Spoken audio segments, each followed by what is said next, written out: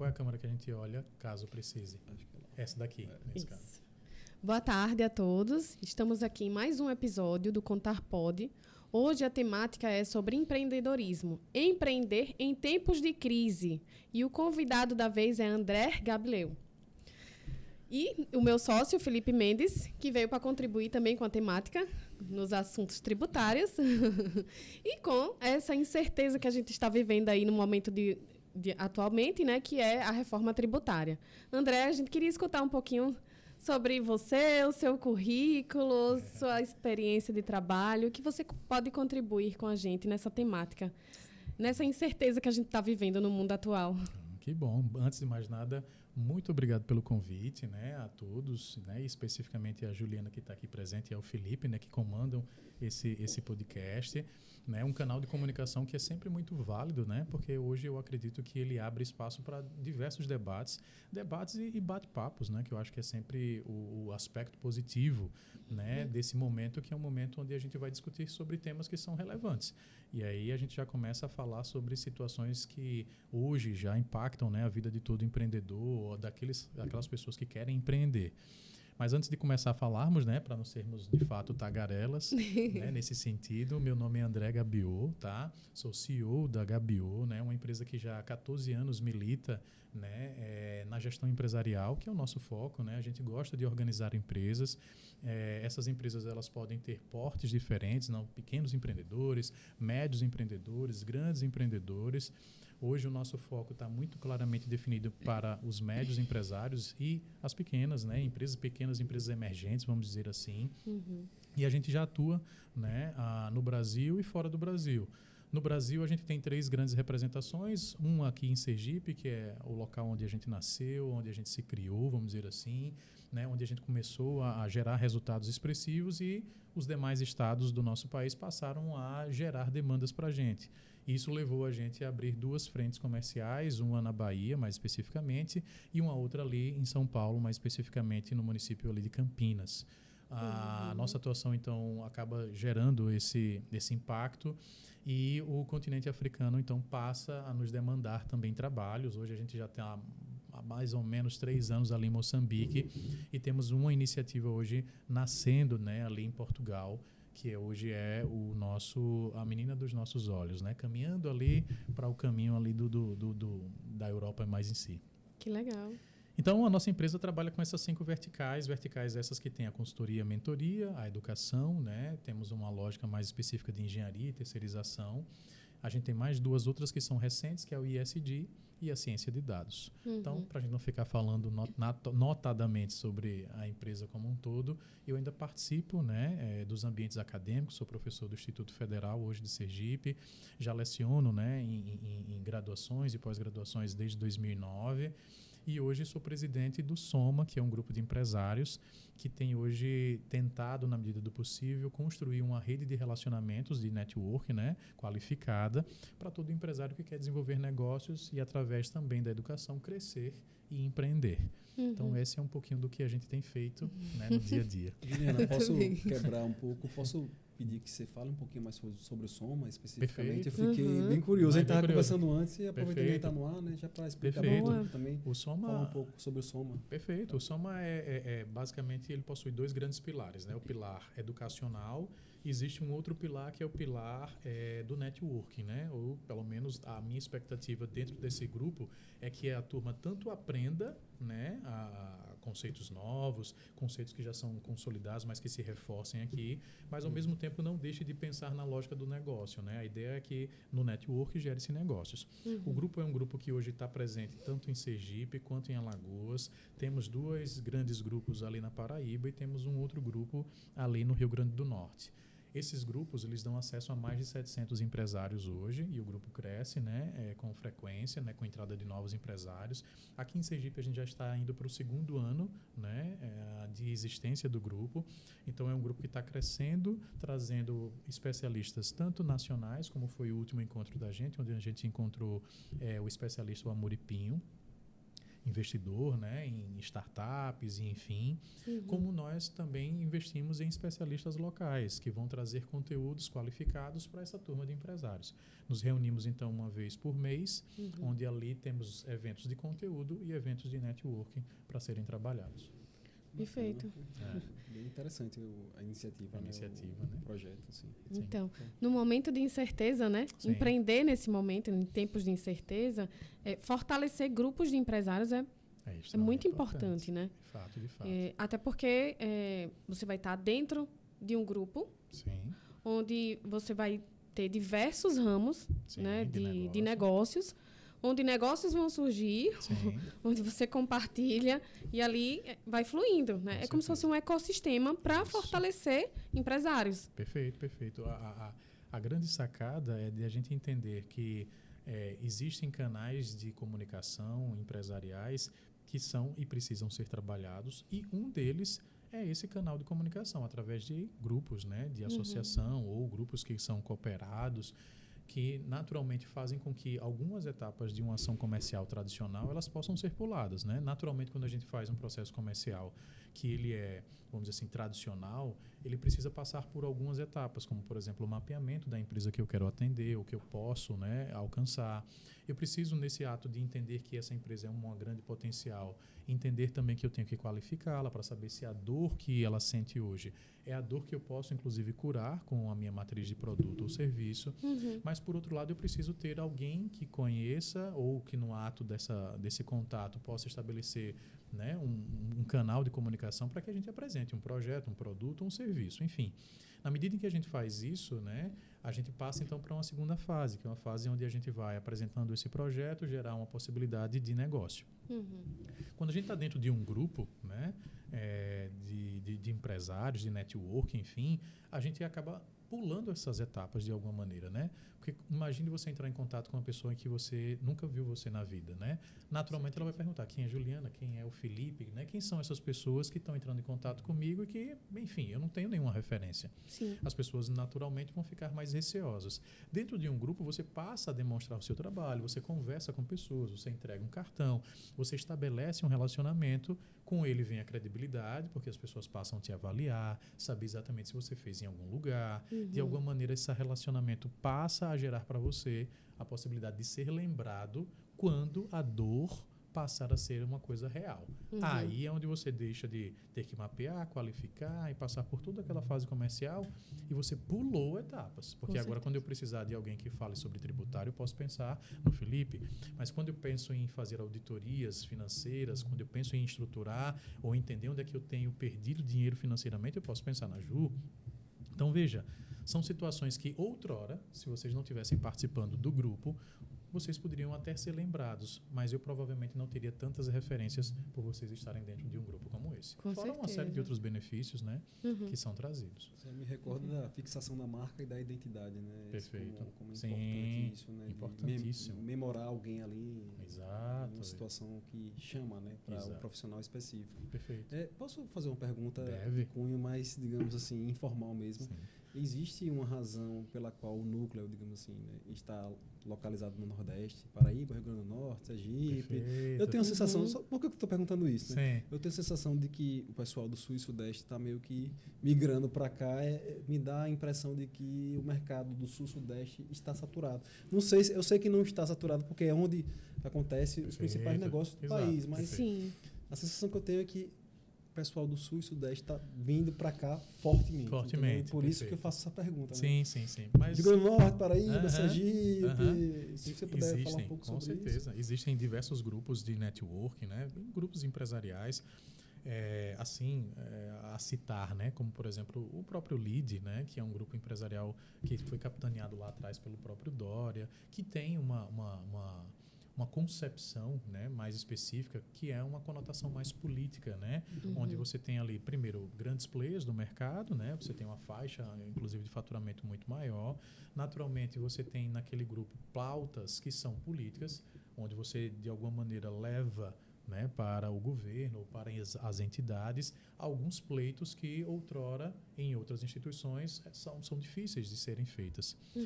Só que o ambiente de negócios do Soma, ele se difere um pouquinho, né? Por quê? Porque a minha expectativa não é pleitear ainda, né, algum tipo de ação governamental, mas sim promover para médios empresários, né, para aquela turma que está ali militando no dia a dia com ações comerciais, né, com vendas de serviços e produtos a todo momento, a possibilidade de realizar isso com maior frequência em um volume muito mais qualificado, né, de ação. Então, o grupo já passa a fazer, né, vamos dizer assim, uma seção diferente.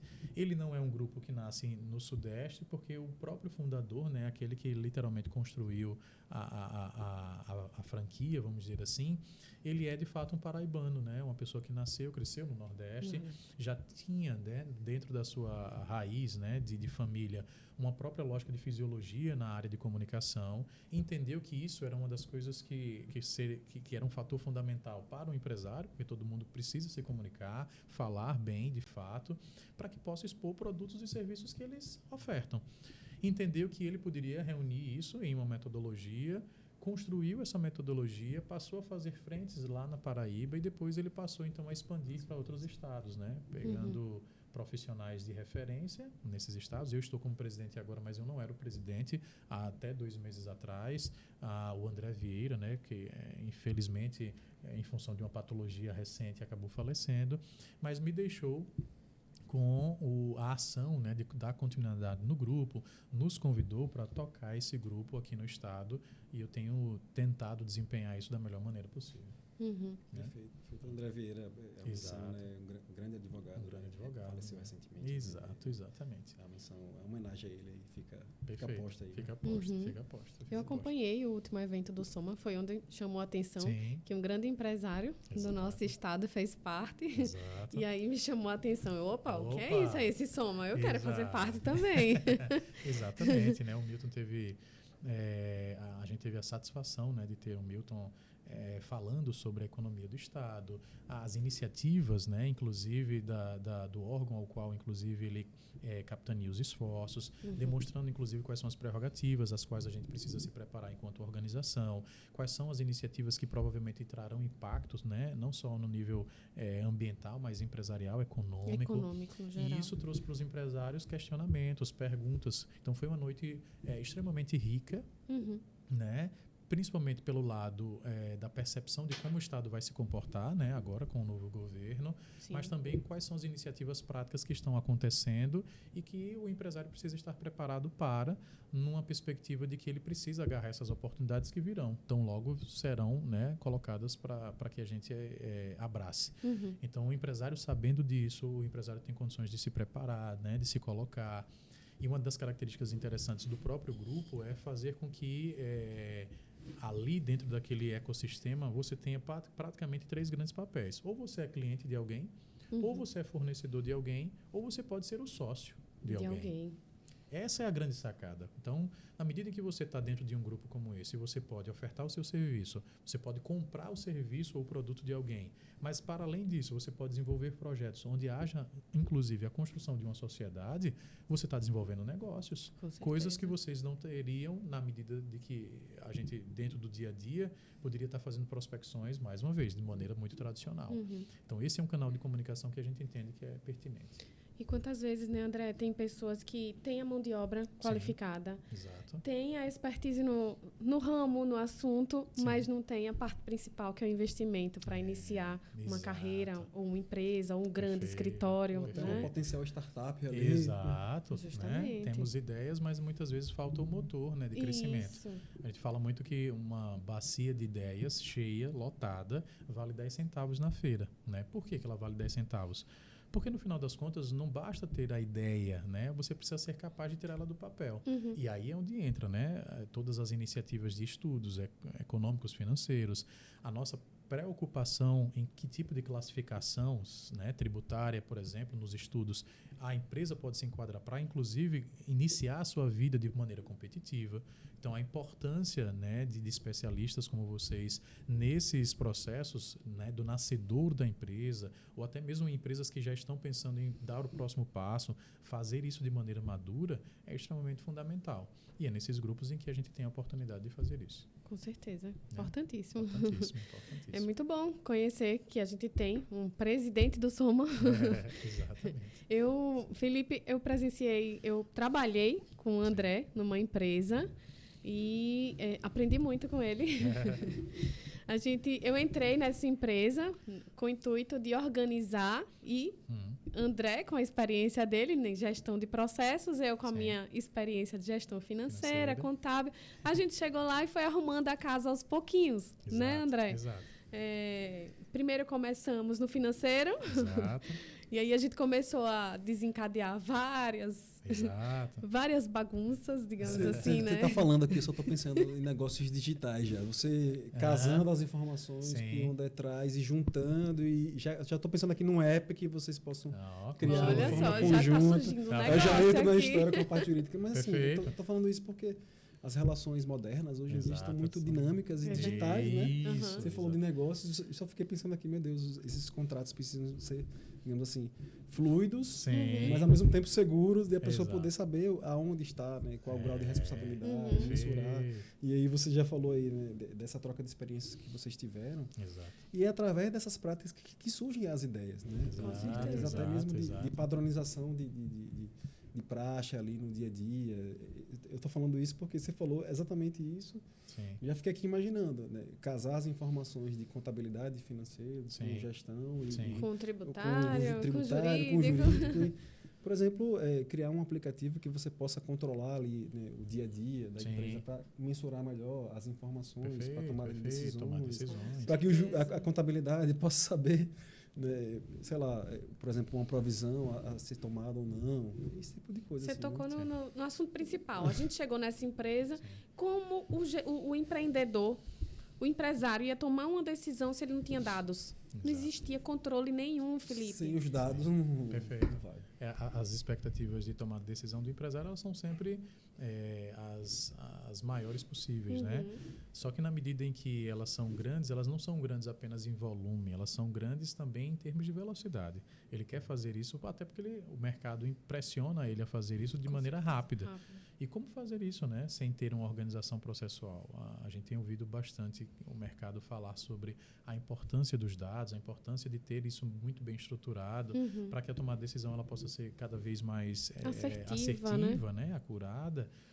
Só que muitas vezes a empresa ela quer de fato ter vamos dizer assim, a dashboard, né? Ela quer ter literalmente os seus indicadores ali bem organizadinhos, só que ela não esquece que para que isso aconteça aqui, os processos precisam estar bem estruturados, né? Existe todo um caminho que precisa ser percorrido, uma disciplina em lançar os dados de maneira adequada para que aqui na frente eu tenha capacidade de confiar nos dados. Porque eu posso ter informação aqui na frente, mas posso ter uma informação não confiável. Logo, tomar uma decisão. A conformação leva tempo, né? Depender do grau de desorganização. Que a gente tenha, né? Quanto maior a organização, quanto mais robusta em termos de troca de informações, a gente vai ter que gastar um pouco mais de energia para organizar isso, né? E, enfim, é um processo árduo. E aí a gente entrou nessa empresa, a priori era para organizar a empresa em 6 meses. Isso levou muito mais tempo que isso, porque não tinha dados, não tinha nada. E vai aparecendo, né? Quanto mais a gente mexia, mais a gente encontrava erros, informações não fidedignas, nada batia com nada. Eram declarações que não estavam sendo enviadas para a Receita Federal, multas em cima de multa, impostos que não estavam sendo recolhidos corretamente, benefícios que não estavam sendo utilizados. Tratava-se de uma instituição e tinha bolsas, né? Tinha incentivos em cima de bolsas, enfim. E imagine quanto essa empresa estava em situação ruim financeiramente, mas imagine que se ela tivesse uma consultoria, né, toda uma estrutura acompanhando, isso poderia não ter acontecido e essa empresa poderia estar aí fluindo bem até hoje, né? Então, a importância de uma consultoria, de um gestor, né? Uma consultoria fixa. Que não seja eventual. Exato. E outra coisa muito importante, cada um no seu quadrado, gestor acadêmico na sua cadeira, um gestor financeiro, né? Perfeito. Um jurídico para respaldar a situação, né, da empresa, a legalidade da empresa também. Enfim, tudo isso tem que caminhar ali né, de mãos dadas. E eu aprendi muito junto com o André nessa empresa. E aí eu queria fazer uma pergunta para ele. Qual a sua sensação quando a gente saiu dessa empresa e deixou a empresa organizada? Nos trilhos. Nos trilhos, né? Com processos, né, André? Exato. E é sempre uma satisfação, né? Eu acho que a gente, quando começa um projeto, a gente tem um desafio muito grande, né? Primeiro porque não é apenas o aspecto técnico que está ali envolvido. E a gente sempre fala que projetos como esse precisam ser encarados como projetos sociotécnicos. Por que projeto sociotécnico? Porque por mais que a gente construísse padrões, por mais que a gente construísse processos, por mais que a gente tivesse literalmente chegado ao ponto de tomar decisões, porque agora nós temos as informações coletadas nos locais corretos, nós precisaríamos convencer as pessoas de que aquilo era proveitoso permanecer, né? Não faria sentido a gente finalizar um ciclo de um projeto como esse e a gente ter, depois de sair, né, ter o retorno da prática antiga. O que é natural, né? Quando a gente não sofre um tipo de supervisão, quando a gente não sofre um tipo de auditoria, quando a gente não é acompanhado, há uma tendência natural de todo ser humano de passar a fazer as coisas um pouco à revelia. E a gente encontra isso na maioria das vezes, né? E existem situações em que o cliente acaba voltando para um status anterior. Por quê? Porque ele provavelmente ainda não foi aculturado. Isso acontece bastante em trabalhos muito curtos ou céleres demais. Então, existe uma prerrogativa de aculturamento que precisa ser, ao mesmo tempo em que o técnico é observado, eu preciso levar em consideração o aspecto sócio. As pessoas que estão envolvidas com aquele processo, as pessoas precisam estar conscientes de que aquela mudança ela vai ser difícil, porque está tirando a gente da zona de conforto, mas ao mesmo tempo está levando a gente para um outro patamar, né? De uma nova entrega, de uma entrega que não é mais uma escolha, mas porque eu tenho órgãos, né? Legislação que está sendo solicitado, eu preciso, por obrigação, fazer aquilo. Então, organizar os processos não era apenas um desejo porque estava na moda organizar processos, mas era uma questão de sobrevivência empresarial.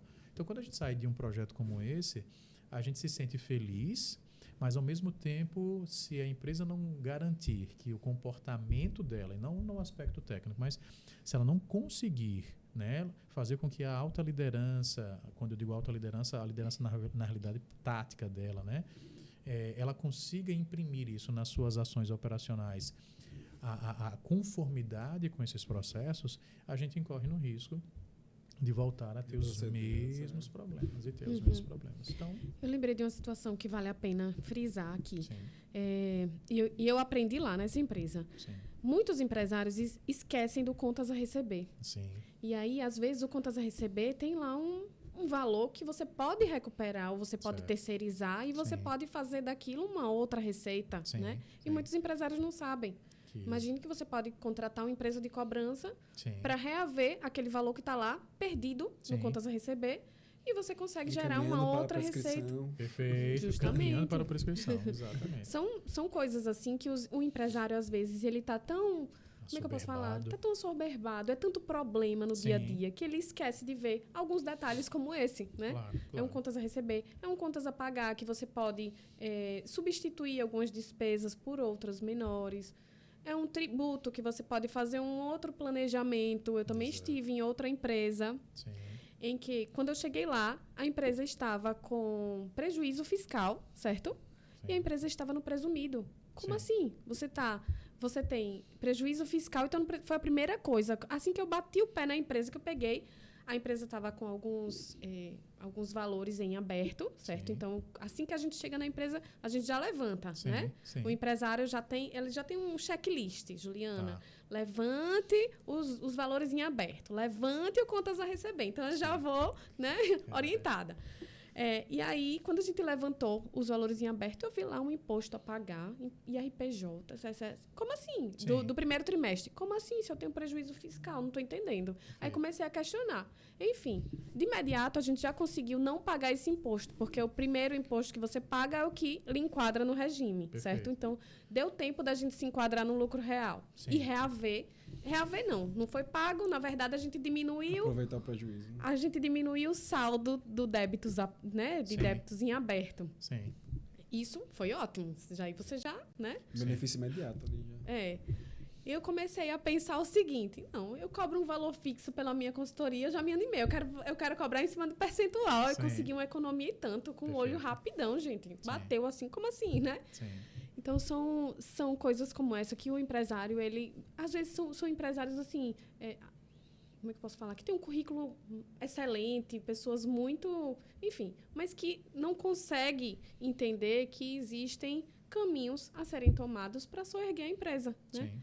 E não por nada, realmente está assoberbado ali de problemas. Exato. Porque empreender não é fácil. Não. Você acorda todo dia sabendo que você tem 1000 problemas para resolver, mas você vai por prioridades, né? Exatamente. Matar um leão cada Cada dia, né? E que bom, né? Porque no final das contas, isso justifica o trabalho, né?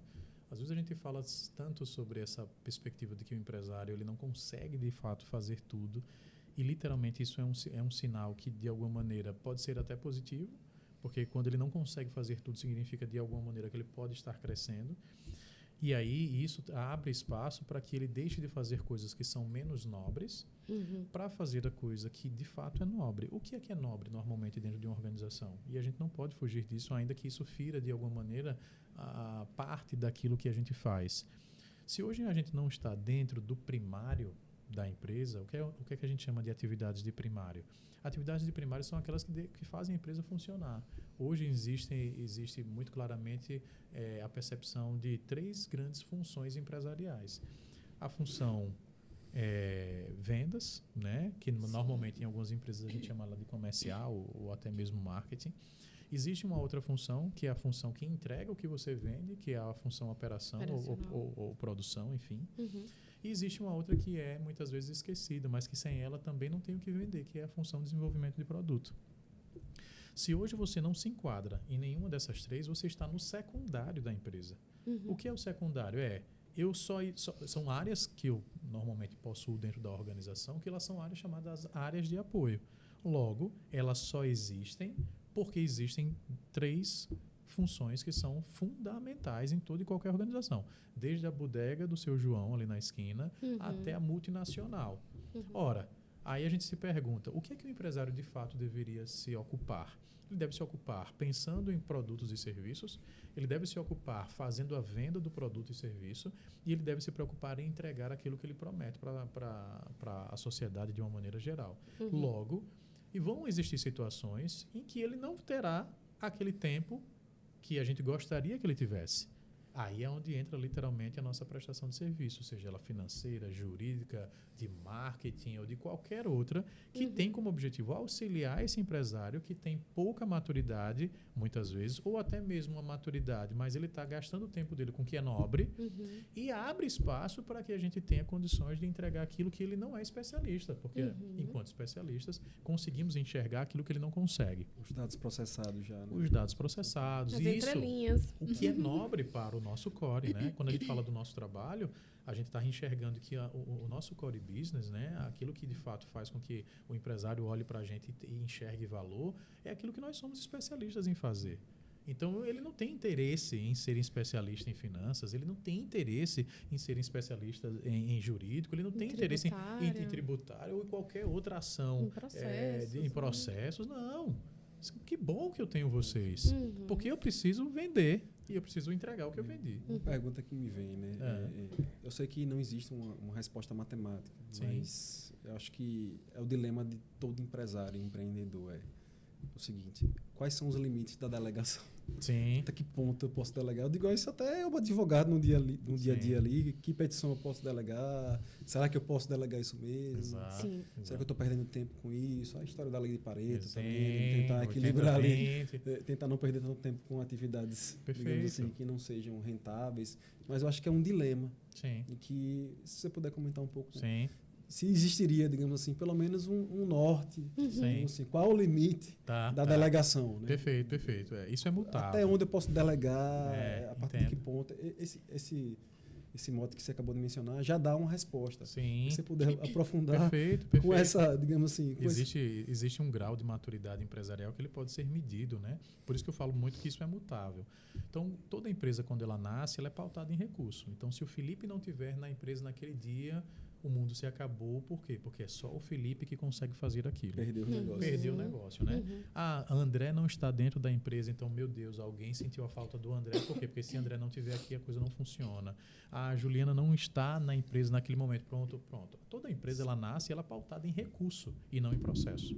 A empresa passa a crescer, então as demandas que as pessoas passam a enxergar que Felipe consegue entregar bem, elas começam a dizer, poxa, se é um trabalho legal, eu também preciso desse trabalho, logo eu peço. Então o mercado passa a entender que você faz uma entrega boa, o que é que acontece? Passa a te pedir, a demandar. Esse aí você começa a apresentar alguém que está lá junto com você, meu parceiro e tal. Você passa a constituir uma organização um pouco maior. Aí vem o desafio de você gastar o seu tempo maior com aquilo que literalmente traz para você uma margem de contribuição adequada. Melhor. Que, naturalmente, para aquelas outras que não trazem uma margem de contribuição tão adequada, você vai fazer isso pelo volume. Olha, isso daqui, de fato, não é algo que me traz tanta rentabilidade. Mas se eu faço em grandes volumes, me leva aquilo que hoje eu tenho uma margem de contribuição. Mas veja, para além disso, para o lado financeiro, o que eu chamo a atenção é porque a empresa passa a ter uma conotação agora que busca processos. Como é que eu, que sou novo na empresa do Felipe, vou reproduzir o mesmo nível de qualidade que ele tem, porque no final das contas, quando alguém procurou o Felipe novamente, procurou porque alguém disse que Felipe fazia esse trabalho que era com maestria. Então, eu não estou procurando o André que se juntou com o Felipe, ou o parceiro que o Felipe disse, não se preocupe não, pode mandar para mim que eu tenho um parceiro que consegue fazer isso. Não, eu estou procurando o Felipe. E Felipe agora vai dizer para as pessoas que existe sim capacidade para entrega. Se vai ser A, B, C dentro da empresa que irá fazer, pouco me importa, mas existe o padrão Felipe de referência. Olha agora eu saindo da função Felipe, recurso, e eu tendo que fazer com que André, que não é Felipe, realize o mesmo trabalho com o mesmo nível de qualidade. O que é que a gente quer no final das contas? A gente quer um processo. Então a empresa sai do ambiente recurso e passa a ser um ambiente processo. No momento em que a gente passa a ser processo, aquilo que Felipe fazia e que era nobre, vai gerar agora condições para que André, que entrou no processo junto com ele, passe a realizar. O que é que Felipe tem que fazer? Pensar em coisas mais nobres, em fazer crescimento, gerar infraestrutura. A empresa agora, de tanto de repetir a mesma coisa todos os dias, ela passa a não precisar mais do processo, porque existe o que a gente chama de cultura. Eu não preciso agora que toda hora você esteja me falando sobre esse processo. Por quê? Porque já é cultural eu seguir esse rito. Chegou uma petição, eu vou tratá-la dessa maneira, eu vou fazer isso. Por quê? Porque antigamente existia um padrão determinado pelo Felipe e o André, de tanto fazer, não precisa estar toda hora olhando para o padrão. Por quê? Porque já é cultural. Toda vez que chega aqui, eu faço assim, automatiza. Está mapeado, né? Então, são as 3 fases da empresa. Ela é pautada em recurso, depois eu pauto ela em processos e o caminhar leva para a cultura. Só que, ao mesmo tempo que existe o benefício cultural de estar aqui, existe um malefício muito grande. Qual é? Mudar a cultura, que é o que a gente escuta. Exatamente. Por isso que as empresas tratam muito fortemente a alteração da cultura. Por quê? Porque quando você não faz isso, se você quiser mudar esse processo agora, não. Poxa, Felipe sempre fez isso aqui desse jeito. Quer dizer que agora a gente vai ter que mudar tudo isso de novo. Não faz sentido. Não, gente, não faz sentido. Por quê? Já enraizou. A gente sempre faz porque Felipe fazia, o André que fazia aquilo como Felipe faz. Agora você está me dizendo que eu tenho que fazer uma coisa que a gente já faz há 15 anos desse mesmo jeito. Virou cultura. Então, a nossa discussão é até que momento eu posso delegar? Até o momento em que você percebe que a atividade que você está realizando ela pode influenciar, né, a ação que vai levar você a uma cultura diferente nesse crescimento empresarial. Então, não existe um momento certo, mas existem momentos em que você vai olhar para a sua empresa e vai dizer o seguinte, aqui não é algo que eu possa delegar. Pelo contrário, eu até poderia, mas eu preciso trazer a turma para um outro caminhar, porque ele depende de mim. É você, enquanto liderança da empresa, que precisa imprimir esse novo ritmo, que só você pode gerar enquanto liderança maior. Né? Então, é sempre um processo. Perfeito. Muito obrigado. Isso acontece até em grandes empresas. Exato. Né? As grandes empresas sofrem, né? Diniz, Exato. Não é por isso que eles criam as spin-offs, né, da vida. O que é spin-off? Se não um pedaço daquela empresa que está sendo separada para pensar em algo que, se ela colocasse dentro da empresa, ela não teria condições de abarcar um novo produto ou um novo serviço. Por quê? Porque a cultura empresarial não deixa. Aqui não se roda dessa maneira, não. Eu preciso de uma empresa mais ágil, mais digital. geralmente elas criam spin-offs, né? Por exemplo, o Itaú que olha, por exemplo, para uma XP, startup, uma XP da vida lá e diz, atrás, né? exato, eu não consigo rodar tão rápido, então eu tenho que olhar, entender que ali tem uma cultura diferente, é mais fácil eu investir e comprar do que necessariamente eu criar um ambiente interno com a cultura que já tem 300 milhões de anos dentro do Itaú para ir competir com uma que está nascendo agora, né? Por isso que os grandes, quando as startups começam a incomodar, aí ele vem e compra. Acabou.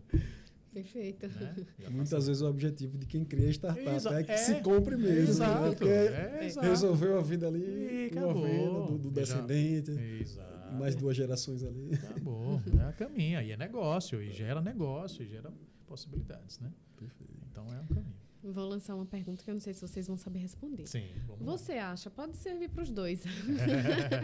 Vocês acham que a reforma tributária vai impactar negativamente no empreendedorismo? Até esses rumores. Sim. Vocês acham que... Eu acho que tudo na nossa vida tem sempre 2 formas de enxergar, né? Ou pelo menos 2 formas de a gente encarar. Não será fácil, né? Principalmente para a área de serviços, pelo menos é o que a gente enxerga muito claramente até onde foi possível publicar, ou foi possível se perceber, né? Existe vamos dizer assim, um ambiente extremamente difícil a longo prazo, pelo menos a médio prazo, se tudo permanecer do jeito que está, né? A gente vê os tributos da área de serviço sendo extremamente agressivos. E eu não estou falando de uma agressividade de crescimento de 5%, 10%. Pelo contrário, eu estou falando aí de triplicar ou duplicar muitas vezes.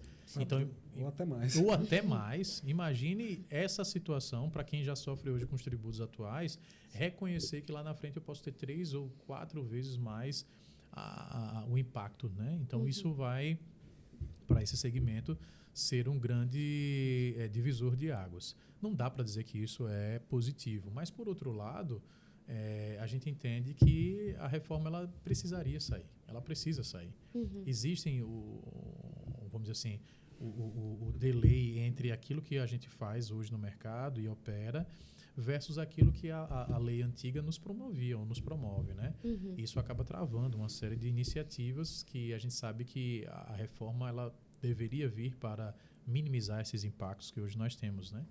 Então, eu acho que são pontos positivos, sim, são pontos negativos que precisam ser minimizados em termos de impacto, mas ela não só traz pontos positivos, não. Na minha cabeça, ela traz os dois, né? E para alguns segmentos, talvez até mais pontos negativos do que positivos, né?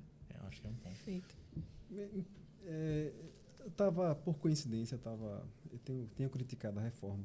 Acho que quem acompanha talvez até tenha levado para uma pegada política, mas não tem nada a ver com política, até porque eu me consideraria até meio que centrão. Assim, sim. Acho que tem um lado bom em cada parte, mas um ponto que me chamou a atenção não foi nem sobre a reforma tributária propriamente dita, né? A PEC 45A.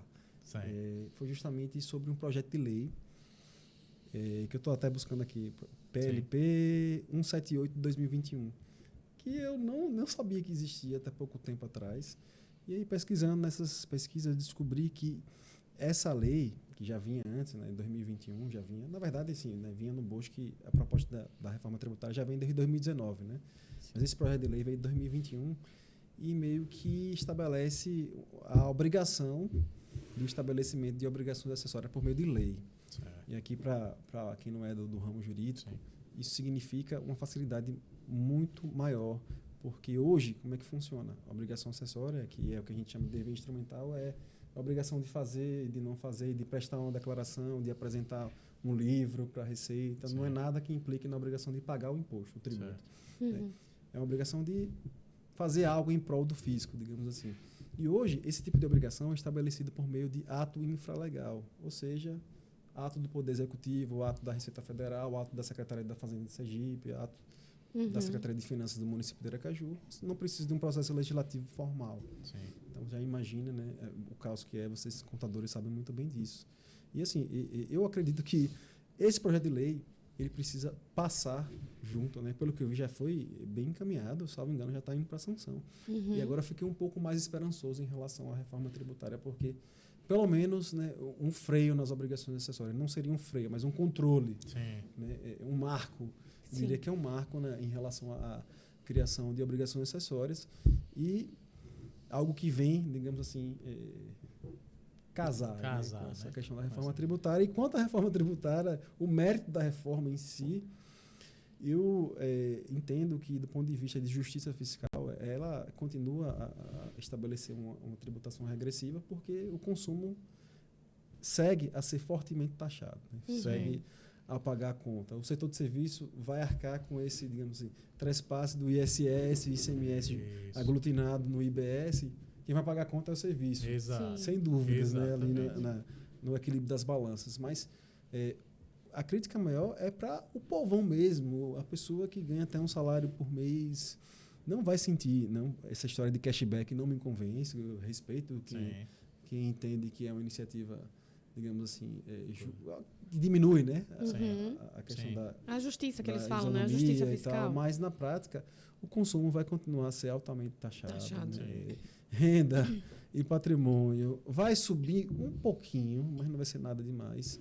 Mas assim, o que me anima mais, como você bem falou, a reforma precisa ser feita, bem ou mal, se é PEC 45A, se é PEC 46, tem que ser feita, mas eu acredito que esse projeto de lei mencionado aqui, 178, que determina que obrigações acessórias só podem ser criadas por meio de lei, eu acho que, eu diria que é a pedra de toque da reforma. Assim, algo que vai dar uma maior segurança jurídica na tomada de decisões das empresas, porque hoje a gente segue, né, digamos assim, um navio no alto mar perdido, né, porque a gente está aqui hoje, pode ser que amanhã surja uma obrigação acessória e a gente nem saiba enquanto está aqui, a Cefaz editando a resolução que determina que você, a partir de amanhã, tem que escriturar bloco C, bloco K, criar alguma janela no SPED, e às vezes o empresário tem um raciocínio que é o seguinte: eu não paguei o imposto, não está pago, todos os tributos não estão pagos, então está tudo certo. Não é bem assim, né? E às Se você esquecer de escriturar uma obrigação acessória, pode vir uma auto de infração com uma multa e pode quebrar a empresa. Com certeza.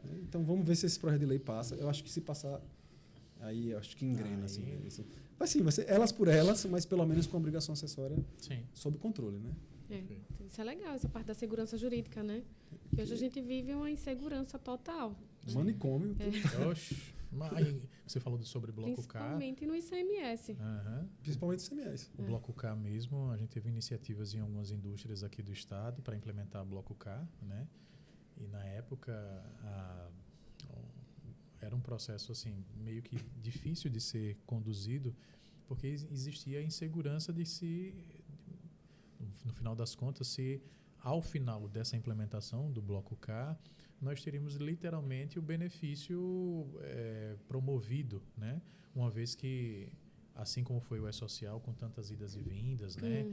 Assim também foi com o bloco K na relação com as indústrias, né? Porque no final das contas, o que é o bloco K, né? Para a turma que está nos ouvindo, no final das contas é uma organização de como é que os seus insumos, né, dentro da organização eles estão sendo tratados, desde o momento da compra, desde o momento em que você processa eles, até o momento em que você transforma ele em um produto acabado, e como é que você faz essa relação com o fisco, né? Enfim, essa é a relação do bloco K na prática.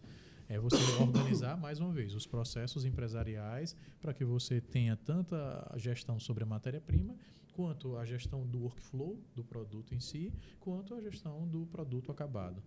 Mas a grande promessa na época era que isso iria trazer algum tipo de transparência para o fisco, enfim, e isso já começou a preocupar, de alguma maneira, os empresários que de alguma maneira não tinham essa ação tão redonda e que poderiam ser multados. E aí vem a lógica, né? Eu paguei todos os meus impostos, mas eu consigo pegar de alguma maneira algum tipo de falha no seu processo que me permite dizer que esse imposto aqui não é necessariamente só esse, né? Eu estou vendo aqui que falta isso, porque você comprou, mas isso daqui não está dito. Isso aqui você processou, mas também não está dito. E isso daqui você tem dentro do seu estoque e também não está dito. E você não registrou. Ou então sistemas que não se comunicam. Exato. Né? E aí você Às vezes você tem um sistema rodando no operacional e outro sistema no administrativo, outro no contábil, e as informações não são migradas. Não caminham. Né? Né?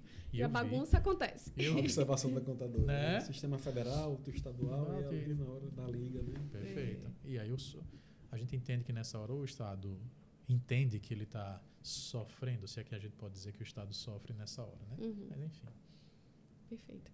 Bom, gente, acho que a gente Caminhou, né? Caminhou bastante, fluiu Exato. aqui, né? Sim. É um assunto muito legal falar sobre empreendedorismo, né? Esses momentos de incerteza, Sim. inseguranças jurídicas, Sim. enfim. E essa parceria que acontece aqui, né? Entre um jurídico, um contábil, um financeiro, Sim. gestão de processos, né, André? Uhum. Obrigada pela sua participação. Agradeço bastante. É.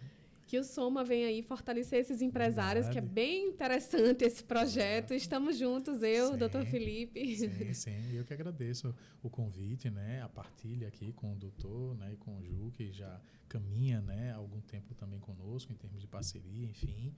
Obrigado e entendo, né? Que conversar sobre isso é, de alguma maneira, levar essa educação empresarial que ela é tão importante, né? Uhum. A porta do Soma também estará sempre aberta. Queremos, inclusive, que vocês estejam também conosco nessa partilha, né? Fazendo parte não só do grupo, mas fazendo negócios, né? Promovendo negócios. Uhum. Essa é a nossa expectativa, é fazer com que o grupo se torne um grupo forte mesmo, um grupo que seja capaz de entender que existe leveza, né? No ato de se relacionar, mas que essa leveza produz aquilo que a gente sempre busca, né? Que é matar o nosso leão de cada dia, fazendo negócios, promovendo faturamento para as empresas, receitas, enfim. Motivando empresários, isso é tão importante também. Exatamente, né? Ou seja, existe possibilidade de fazer o nosso trabalho para pessoas que querem, para pessoas que estão ali empreendendo todos os dias, e a gente precisa desses ambientes que sejam promovidos de maneira saudável. Essa é a expectativa do Soma, gerar negócio e educação empresarial. E a gente está aí aberto, mais uma vez, a recebê-lo sempre que for possível. Esse é o meu agradecimento, tá bom? Obrigada. Muito obrigado, André. Gabiô, né? Gabiô, Eu preciso aprender a falar. Gabiô, aprendi. Eu iniciei falando errado, mas ainda ensaiei antes. Mas é normal, tá? É normal. André Gabiô. Exato. Um abraço para os seus alunos lá do IFES. Sim, abraço para o IFES, abraço para as outras instituições. Né? Na próxima a gente faz um lá. Sim, exatamente, faz um lá. As portas estão abertas no nosso Contar Pod. Sim. Eu recebi muitos elogios, tá? De alunos, ex-alunas suas. Que bom. Abraço, inclusive, para todas empresários elas. também. Sim. Que bom.